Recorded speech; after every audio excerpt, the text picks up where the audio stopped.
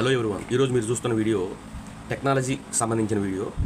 డ్రైవర్లు చాలా షార్టేజ్ ఉంది, ఎక్కువగా డ్రైవర్లు నిద్రపోతున్నారు.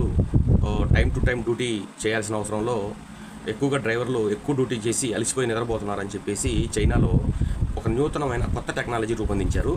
4 నెలలుగా రూట్ చెక్ చేశారు. ఎటువంటి యాక్సిడెంట్ లేకుండా పూర్తిగా సెన్సార్తో అనుసంధానమై వెహికల్స్ నడుస్తున్నాయి.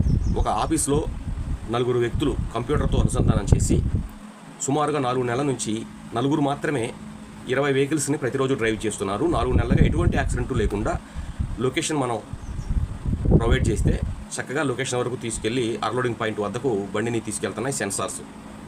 అంటే ఇదంతా కంప్యూటర్ బేసిక్ మీద నడుస్తుంది ఈ టెక్నాలజీ.